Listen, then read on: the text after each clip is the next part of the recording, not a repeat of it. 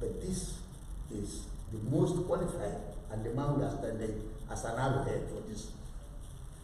Okay, sir, just in brief words, can you tell us, for the benefit of viewers and those who are listening and watching what we're doing today, can you tell us briefly why, or one of the reasons why you think Uche Ikonne is the most qualified amongst all the contestants?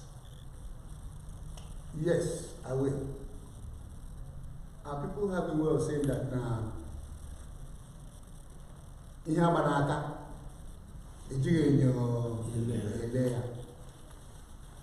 Professor Uche Ikonne, both the people of Abia and Nigerians in various capacities here, only here. We all saw his activities. He did very well. He served in the university as a vice chancellor, and he did marvelously well.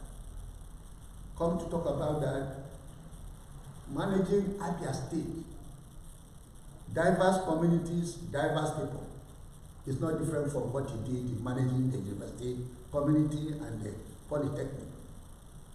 So, and he is a true son of Umbaland. Nobody has come out to tell us anything against him, because in Umbaland and in Opamba, we have certain things we can say that are taboo. There are certain lives we live and we say, hey, this man can never, he doesn't, we can't use him as a leader. He's not involved in any dirty deal. So we are proud of him as a son of the land, and we say, for the single achievements he has made in various positions, he has said, we have our confidence in him. Thank you. Okay, sir. Now, coming back to Abia State, and I heard you talk about the governor of the state, Okezie Ikpeazu, who is also one of your sons in the land, in Okwangwa land, sir. If we will look at the scorecard of Okezie Ikpeazu, what is your assessment, outside the fact that he is your son? What is it? What of the Elders Council of Aba Union? Okezie Ikpeazu has done marvelously well.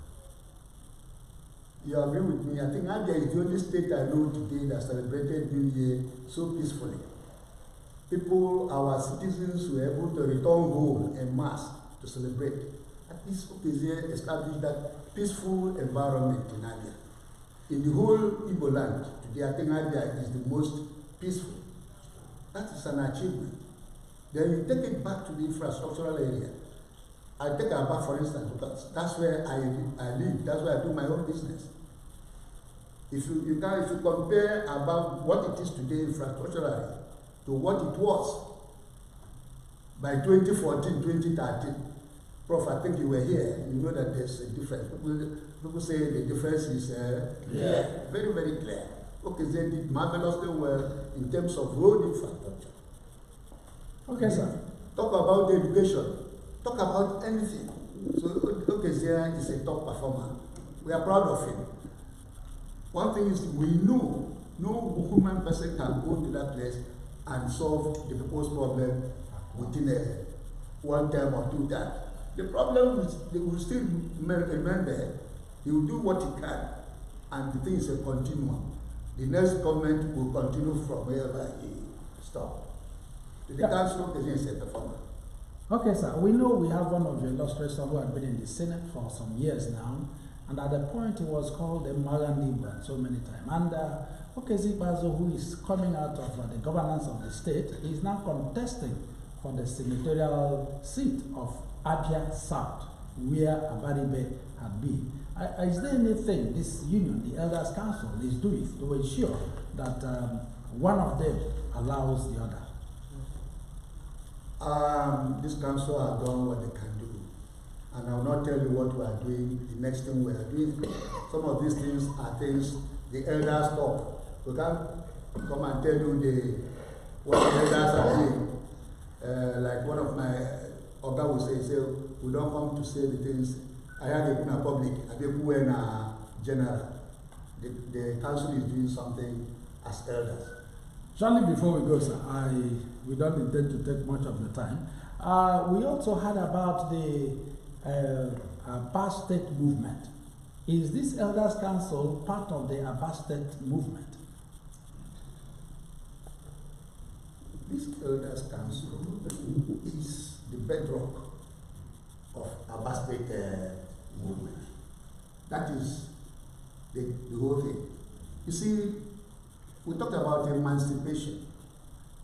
We told you, the emancipation of the Kwangwa man is not complete until we have our own state. But once we have our own state, this crisis about who be open there, this north, south, and so on, will come to an end. So this is where, this is the foundation, the main core, the main issue, the real reason we have Aba Union is Aba State. Okay, sir. Now, talking about having a state, I know there is a state in Nigeria here that has only 7 about 8 local governments, and there Upangwa, you have about 9 local governments. How far have you pushed? And is there any hope concerning this, or is it in the cooler for now? It's never in the cooler. The struggle for Aba State continues. It's something that we can't stop until we achieve it. For your information, our case, we've taken our case both to the National Assembly to everywhere. We are the only state movement that has visited about 24 states, House of Assembly, as demanded by the Constitution to present our case. And we've also taken our matter to the apex body of Ohanes and the Igbo Nation. And they held their meetings, held the executives, constituted a committee, and they sat and went through everybody's demand and came up with a decision that Aba State should be created. It's the only one qualified to be created in the southeast. Okay, sir, before we cap our camera, can we hear you? You work for sort of advice for the indigents of Okalamba. And concerning this forthcoming election, and the INEC has been serious announcing for people to come and pick up their PVCs and so on. And now they have gone down to the works.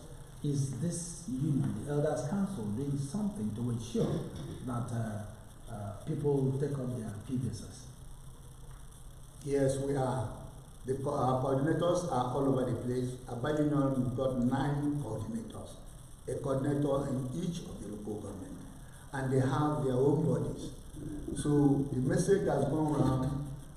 People are going about collecting their PVCs, and we are very, very serious about it, because no matter what you do, we can only achieve all these things if we have our PVCs.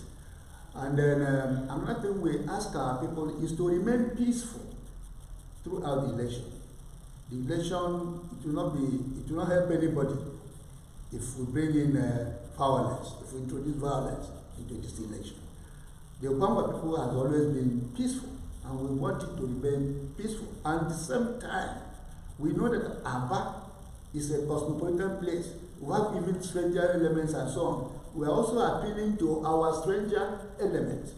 Please, let peace rule throughout the election. Whatever you want, whether we want state or we want whatever thing we need, we cannot get it except there is peace in the environment. We are doing to everybody to remain peaceful. Okay, sir, before your parting words to Living Television today, as we speak now, there are 4 major contenders in the presidential election, in the presidential race. And Ohanes Ndigbo Bopuli came up to adopt Obi, just like Obasanjo did, Edwin Clark, an elder statesman, and even one of the elders in Afenifere. Is this Elders Council of Aba Union doing anything about the presidency, or are you concentrating on the state here alone? We shall make statement about the presidency. When we make that statement, we'll let you know. Okay, sir. Okay, sir. Let's have a word for all the people out there, the Upangwas and others who are watching. Your parting word? We wish them a happy new year, very prosperous 2023. We hope everybody should go and collect their PVC. We hope to have a very successful election, and wishing that at the end of the day, the candidate of Okalamba people will emerge the governor of Abia State. Thank you. Thank you, sir. Right, wonderful viewers, this is where we may be capping the camera for now on the Elders Council of Abangwa Union. And I know before the presidential election, we will hear from them. We must know where they are pitching their tent. The Ohanese Ndibu had said one thing, and also it is important also we know where the Elders Council of Aba Union is. On that note, this is Chinedum Adiele signing off from Living Television.